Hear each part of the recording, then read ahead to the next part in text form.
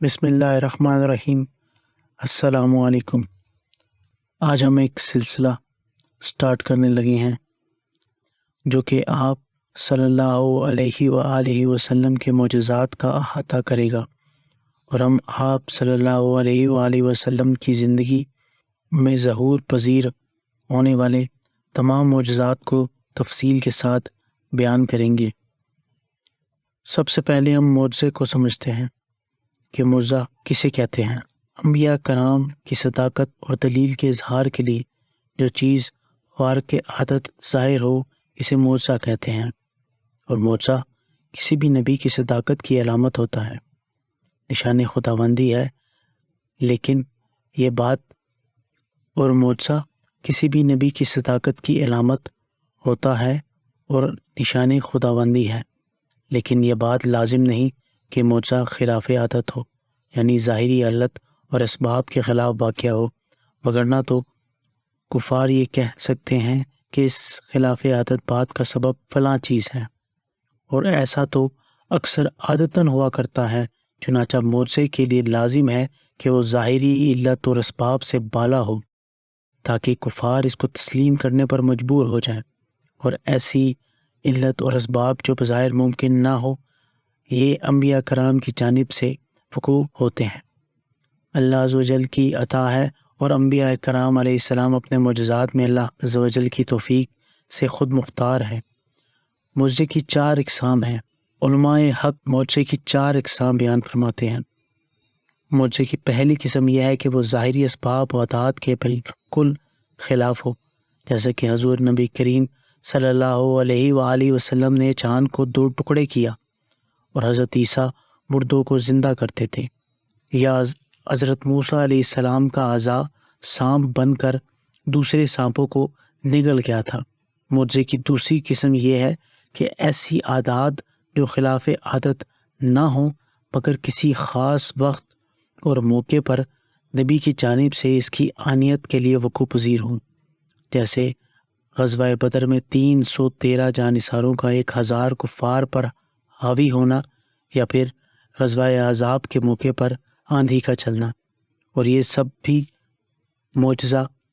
ہی کی ایک قسم ہے۔ معجزے کی تیسری قسم یہ ہے کہ صورت بھی ہو اور خلاف عادت بھی ہو، جیسا کہ انبیاء کرام علیہ السلام کی دعاؤں سے بارشوں کا نزول اور بیماروں کا شفا یاب ہونا، آفات و بلاؤں کا رفع ہو جانا وغیرہ۔ معجزے کی چوتھی قسم یہ ہے کہ ایسا بھی ہوتا ہے کچھ باتیں ایسی ہوتی ہیں جن کا علم انبیاء کرام کو ان کے وقوع پذیر ہونے سے قبل ہو جاتا ہے، اور اسے غیب کا علم کہا جاتا ہے۔ انبیاء کرام علیہ السلام غیب کی خبریں دیتے رہے، جیسا کہ حضور نبی کریم صلی اللہ علیہ وآلہ وسلم کی بعثت سے قبل دیگر انبیاء کرام علیہ السلام نے آپ صلی اللہ علیہ وآلہ وسلم کی خبر دی، اور آپ صلی اللہ علیہ وآلہ وسلم نے اپنے بعد آنے والے زمانوں اور دیگر حوادثات اور قیامت کی خبر دی۔ معجزہ اور کرامت میں فرق۔ حضرت سیدنا علی بن اجویری نے اپنی کتاب کشف المحجوب میں بڑے واضح الفاظ میں بیان کیا ہے۔ وہ فرماتے ہیں معجزہ اور کرامت میں فرق یہ ہے کہ یہ جان لیں کہ معجزے کی شرط اظہار ہے اور کرامت اولیاء کی شرط اخفاء ہے، اس لیے کہ معجزہ کا فائدہ دوسروں کو پہنچتا ہے، یعنی لوگ نبی کے صادق ہونے پر یقین لاتے ہیں، جبکہ کرامت کا فائدہ خاص ولی یعنی صاحب کرامت کو پہنچتا ہے، کیونکہ اس میں ولی کی عزت اور خاص بزرگی کی علامت پوشیدہ ہے۔ اور ایک فرق یہ بھی ہے کہ صاحب معجزہ یعنی نبی اسے دور بھی کر سکتا ہے کیونکہ یہ عین اعجاز ہے، جبکہ ولی اسے دور نہیں کر سکتا کیونکہ یہ کرامت بمعنی عزت افزائی ہے۔ نیز فرمایا صاحب معجزہ یعنی نبی شریعت میں تصرف کر سکتا ہے، اس کی ترتیب میں بفرمان خدا نفی و اثبات کر سکتا ہے، مگر صاحب کرامت یعنی ولی کو اس میں بجز تسلیم کرنے اور احکام پر عمل کرنے کے سوا کوئی صورت ممکن نہیں، کیونکہ ولی اپنی کرامت کے ذریعے نبی کے شرعی حکم میں منافعات و رد و بدل نہیں کر سکتا۔ رسول اللہ صلی اللہ علیہ وآلہ وسلم کے معجزات جہاں آقا تو جہاں تاجدار انبیاء فخر موجودات ہادی برحق رحمت للعالمین وجائے تخلیق کائنات محبوب خدا حضرت محمد مصطفیٰ احمد مجتبیٰ صلی اللہ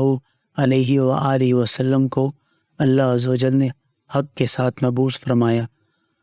گروہ انبیاء کرام علیہ السلام میں بعثت کے اعتبار سے آپ صلی اللہ علیہ وآلہ وسلم سب سے آخر میں تشریف لائے، یعنی خاتم النبیین ہوئے، مگر تخلیق کے اعتبار سے آپ صلی اللہ علیہ وآلہ وسلم کو کائنات کی ہر شے سے قبل تخلیق کیا گیا، اور اللہ عز و جل نے آپ صلی اللہ علیہ وآلہ وسلم کو اپنے نور سے نور بنایا۔ آپ صلی اللہ علیہ وآلہ وسلم چونکہ نبی برحق ہیں، لہذا ظاہری حیات میں آپ صلی اللہ علیہ وآلہ وسلم سے بے شمار معجزات کا ظہور ہوا، اور معجزات کا یہ اظہار آپ صلی اللہ علیہ وآلہ وسلم کے بچپن سے لے کر ظاہری وصال اور ظاہری وصال سے لے کر تابد جاری و ساری ہے۔ اللہ تعالیٰ نے سب سے پہلے بلا واسطہ اپنے حبیب محمد مصطفیٰ صلی اللہ علیہ وآلہ وسلم کا نور پیدا کیا، پھر اسی نور کو خلق عام کا واسطہ ٹھہرایا، اور عالم ارواح ہی میں اس روح سراپا نور کو وصف نبوت سے سرفراز فرمایا۔ چنانچہ ایک روز صحابہ کرام نے حضور صلی اللہ علیہ وآلہ وسلم سے پوچھا کہ آپ صلی اللہ علیہ وآلہ وسلم کی نبوت کب ثابت ہوئی؟ آپ صلی اللہ علیہ وآلہ وسلم نے فرمایا، یعنی میں اس وقت نبی تھا جب کہ آدم کی روح نے جسم سے تعلق نہ پکڑا تھا، جس وقت ان پیغمبروں کی روح نے عہد مذکورہ کے مطابق حضور صلی اللہ علیہ وآلہ وسلم کی نبوت و امداد کا اقرار کر لیا، تو نور محمدی کے فیضان سے ان روحوں میں وہ قابلیتیں پیدا ہوئی کہ دنیا میں اپنے اپنے وقت میں ان کو منصب نبوت عطا ہوا اور ان سے معجزات کا ظہور ہوا۔ اسی عہد کے سبب حضرت انبیاء سابقین علیہ السلام اپنی اپنی امتوں کو حضور نبی آخر الزماں صلی اللہ علیہ وآلہ وسلم کی آمد و بشارت اور ان کی اتباع و امداد کی تائید فرماتے رہے ہیں۔ اگر حضور نبی امی کی نبوت دنیا میں ظاہر نہ ہوتی تو تمام انبیاء سابقین کی نبوتیں باطل ہو جاتی اور وہ تمام بشارتیں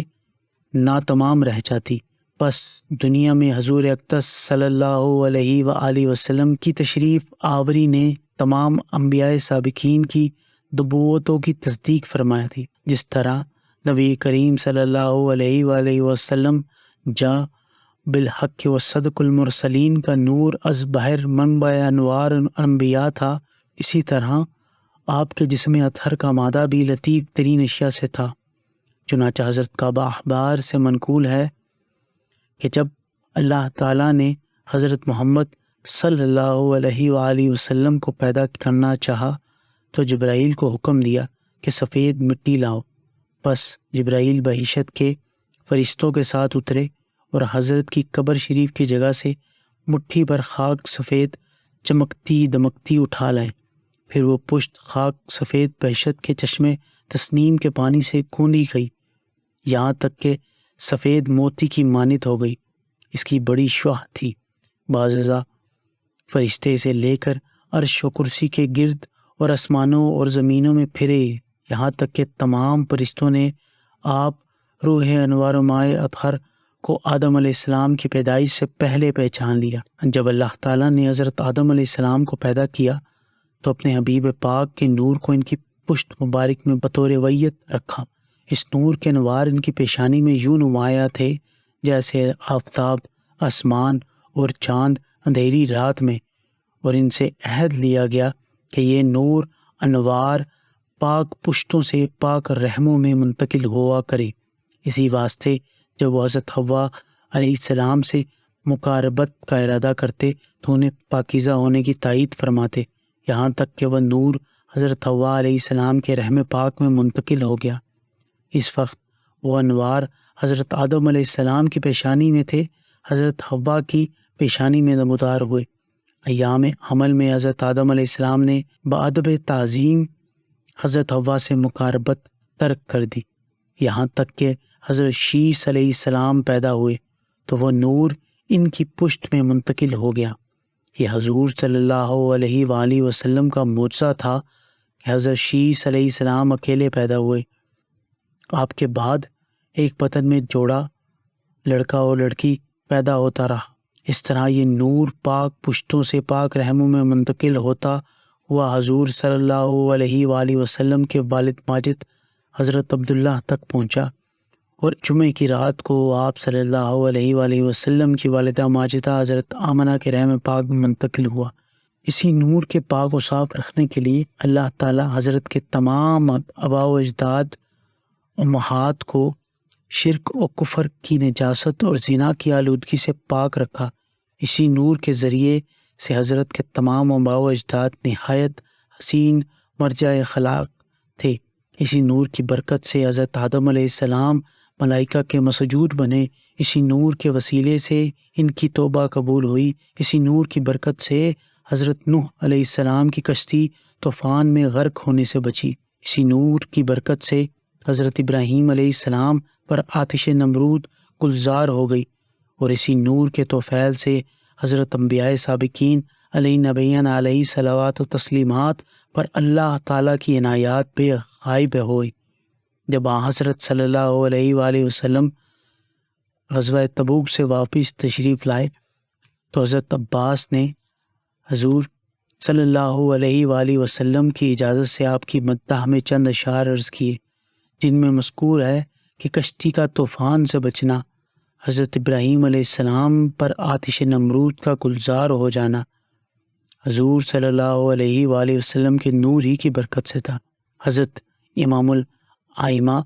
ابو حنیفہ نعمان بن ثابت تابعی کوفی رحمۃ اللہ علیہ حضور اکرم صلی اللہ علیہ وآلہ وسلم کی مدح میں یوں فرماتے ہیں، آپ کی وہ مقدس ذات ہے کہ اگر آپ نہ ہوتے تو ہرگز کوئی آدمی پیدا نہ ہوتا اور نہ کوئی مخلوق پیدا ہوتی، اور وہ ہے کہ آپ کے نور سے چاند کو روشنی ہے اور سورج آپ ہی کے نور زیبا سے چمک رہا ہے۔ آپ وہ ہیں کہ جب آدم نے لغزش کے سبب سے آپ کا وسیلہ پکڑا تو وہ کامیاب ہو گئے، حالانکہ وہ آپ کے باپ ہیں۔ آپ کے وسیلے سے خلیل نے دعا مانگی تو آپ کے روشن نور سے آگ ان پر ٹھنڈی ہو گئی اور بجھ گئی، اور ایوب نے اپنی مصیبت میں آپ ہی کو پکارا تو ان کی پکارنے پر ان کی مصیبت دور ہو گئی، اور مسیح آپ ہی کی بشارت